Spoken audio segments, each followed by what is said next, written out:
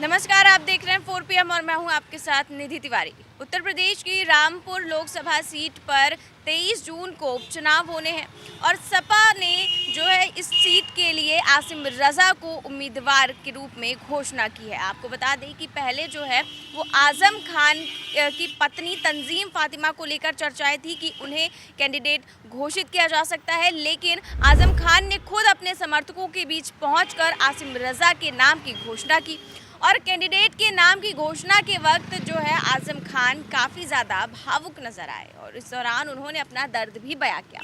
जी हाँ, दरअसल आजम खान कैंडिडेट के नाम की घोषणा कर रहे थे।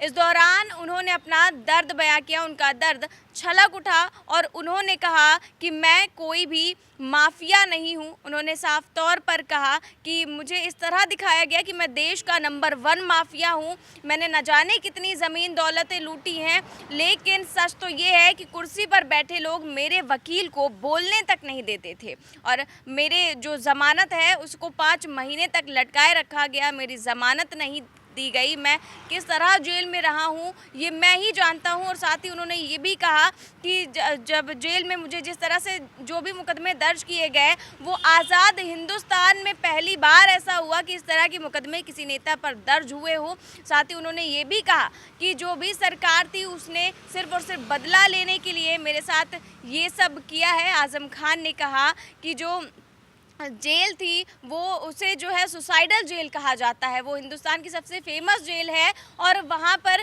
सुसाइडल जेल क्योंकि वहाँ पर लोग सुसाइड करते हैं, खुदकुशी करते हैं। और जो मेरे परिवार के 3 सदस्य थे वहाँ पर मुझे मिलाकर जो भी 3 सदस्य थे उन्होंने सोचा कि हम भी सुसाइड कर लेंगे लेकिन हम भी कमज़ोर पड़ जाएंगे, लेकिन ऐसा नहीं हुआ क्योंकि जब जो खुदा है वो इंसाफ करता है तो फिर किसी की नहीं चलती है। ऐसे में जो है हम भी बच गए। उन्होंने कहा कि मेरी तो बस एक ही तकलीफ थी कि मैं जेल में हूँ, लेकिन जिस तरह मेरे समर्थकों को, मेरे अपनों को परेशान किया गया, जिस तरह उन्हें प्रताड़ित किया गया, इससे मैं बेहद दुखी हूँ। उसके साथ ही उन्होंने ज़मीन को लेकर कहा कि लोगों ने मुझसे ड्राफ्ट के ज़रिए, चेक के ज़रिए पैसा लिया और उसके बाद कहा गया कि मैंने ज़मीन लूटी है, मैंने ज़मीन हथिया ली है, जबकि मुझे पता तक नहीं है कि वो ज़मीन थी कहाँ। इस तरह आजम खान ने कई सारे बयान दिए और कई सारे काफ़ी ज़्यादा अपना दुख बयां किया। जेल में होने से लेकर अपने बीमार होने तक, अपने ऊपर झूठे मुकदमे दर्ज होने तक को लेकर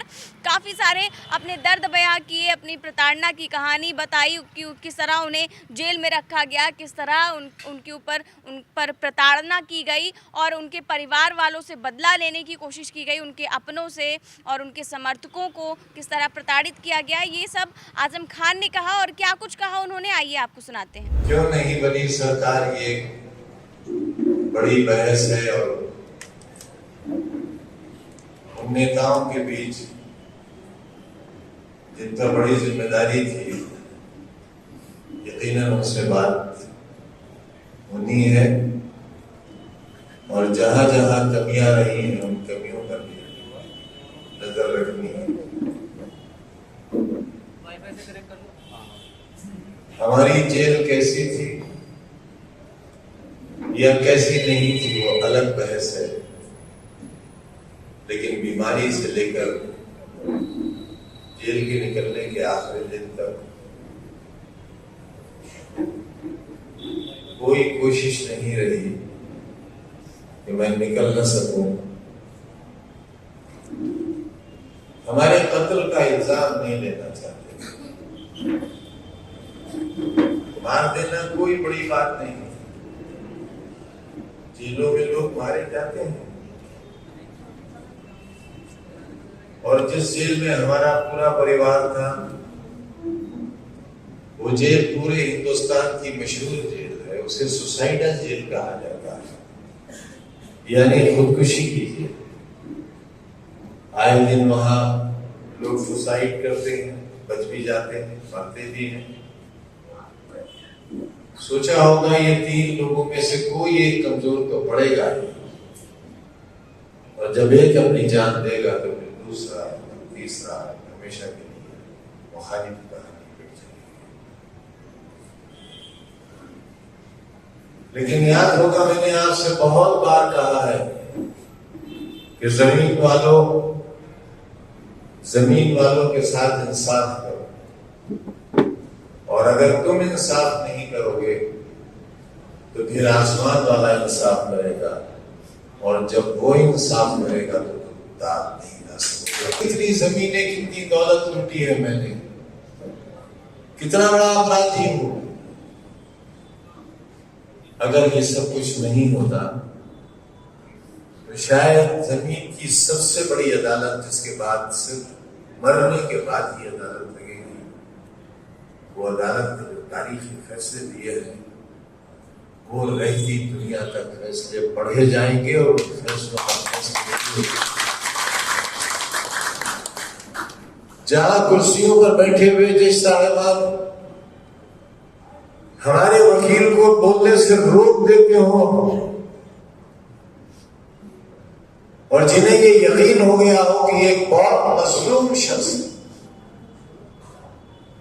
जहां जज साहब ने 27 महीने नहीं कहा, 27 महीनों के कितने दिन होते हैं ये गिनकर आए थे।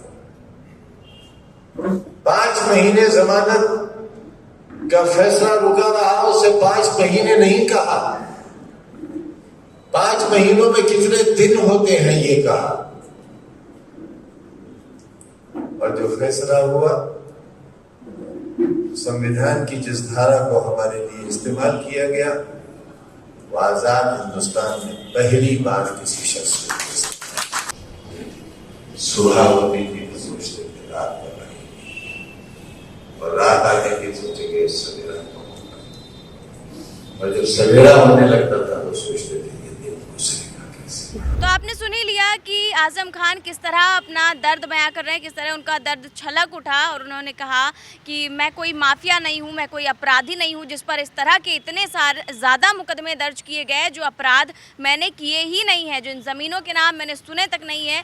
वो कहा गया कि मैंने वो ज़मीनें हथिया ली हैं, मुझे देश का नंबर 1 माफिया बताया गया। और सरकार बनने पर उन्होंने कहा कि जो है पूरी तरह से ये तय था कि हमारी ही सरकार बनने वाली है, लेकिन क्या क्यों नहीं बनी ये सब तो चर्चा का विषय है, बहस का विषय है। इसके साथ ही आपको बता दें कि आजम खान ने ये सब बातें तब कही जब वो कैंडिडेट के नाम की घोषणा करने पहुंचे थे, आसिम रज़ा के नाम की घोषणा करने पहुंचे थे। उस दौरान आजम खान ने ये सारी चीज़ें कही। आपको बता दें कि जो आसिम रज़ा है वो रामपुर से सपा के नगर अध्यक्ष हैं, और सबसे बड़ी बात ये है कि वो आजम खान के बेहद करीबी हैं, और ये इसी को लेकर जो है आजम खान ने अपने किसी भी परिवार के सदस्य को तवज्जो ना देते हुए जो आसिम रज़ा है उनके नाम की घोषणा की, और उन्हें सबसे ज़्यादा महत्व दिया। इस तरह आजम खान जो है वो अपने करीबी नेता, उन्होंने उनके नाम की घोषणा की, और आजम खान जो है उनको लेकर ये भी कहा जाता है कि जो आसिम रज़ा है वो